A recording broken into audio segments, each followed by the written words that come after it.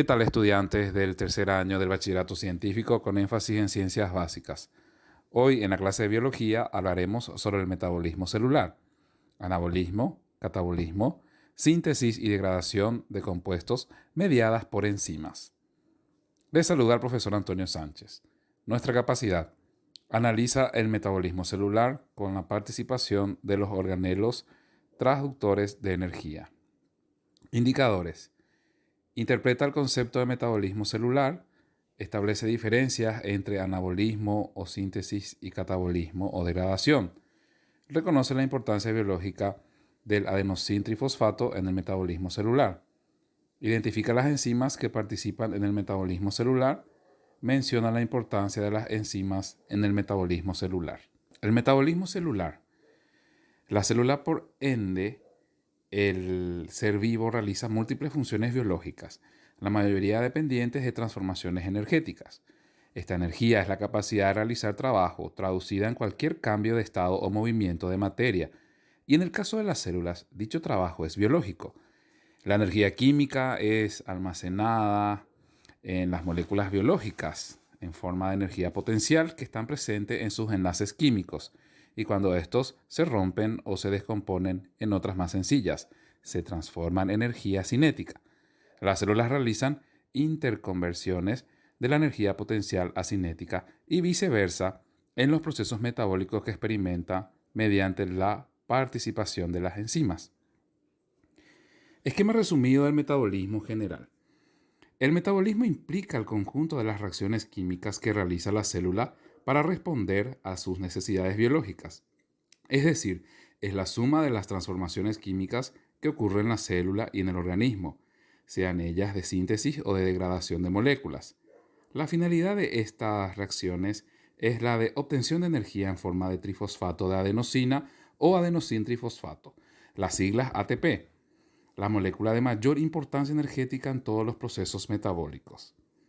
El ATP es un nucleótido y como tal está formado por tres componentes principales que son una base nitrogenada, la adenina que contiene átomos de nitrógeno, un azúcar de 5 carbonos llamado pentosa que es la ribosa, más tres grupos fosfatos que contienen átomos de oxígeno y que están unidos entre sí mediante enlaces ricos en energía. En síntesis, cada molécula de ATP o adenosintrifosfato contiene adenina, ribosa y tres unidades de fosfato unidos en enlaces de alta energía. En la imagen pueden observar cómo se grafica la molécula. Interrelación entre anabolismo y catabolismo y las transformaciones de la energía en forma de ATP y moléculas relacionadas. Las reacciones endergónicas, que son anabólicas, de producción y almacenamiento de energía, pueden acoplarse con las reacciones exergónicas, que son las catabólicas, de liberación de energía mediante el ATP como molécula intermediaria. El anabolismo y el catabolismo ocurre al mismo tiempo.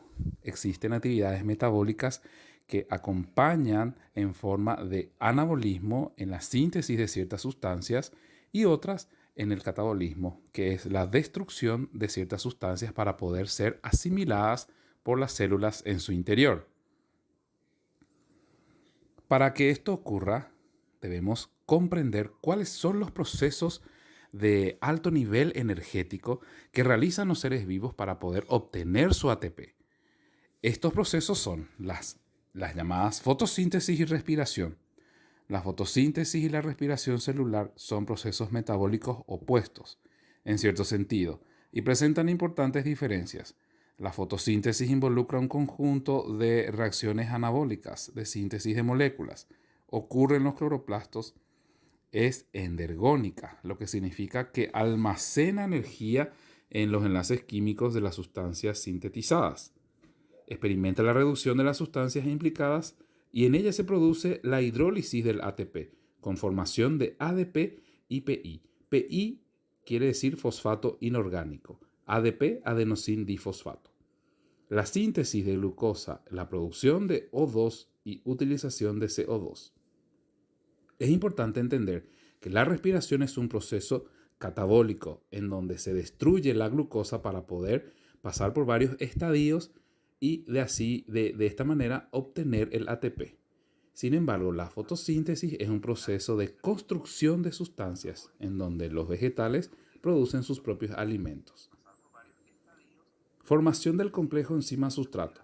En el complejo enzima-sustrato, la enzima presenta un lugar específico para su actividad catalítica, llamado centro activo, en el que se encuentra el sitio de unión con el sustrato y el sitio catalítico, responsable de la catálisis enzimática. La enzima y el sustrato se unen de manera específica para la actividad catalítica. Al parecer, el lugar de anclaje entre la enzima y el sustrato no tiene una forma predeterminada, sino que la unión de la enzima con el sustrato se produce mediante una adaptación química, y el cambio que experimenta la enzima se denomina encaje inducido. En la gráfica podemos observar, a través de un modelo esquemático, cómo ocurre la unión de la enzima a su sustrato para posteriormente realizar la ruptura de sus enlaces químicos y de esta manera poder obtener la energía necesaria. Los factores que afectan la actividad enzimática son la temperatura. Cada enzima presenta un rango de temperatura mínima y máxima dentro de la que actúa. Depende también del potencial de hidrógeno. Depende de la concentración de la enzima, la concentración del sustrato y la presencia de inhibidores enzimáticos, cofactores enzimáticos y coenzimas. Cada factor determina y afecta la actividad de la concentración de la enzima, pues para cada reacción química que lleva a cabo el metabolismo a nivel celular se requiere de una enzima específica que va trabajando de manera conjunta con las demás enzimas.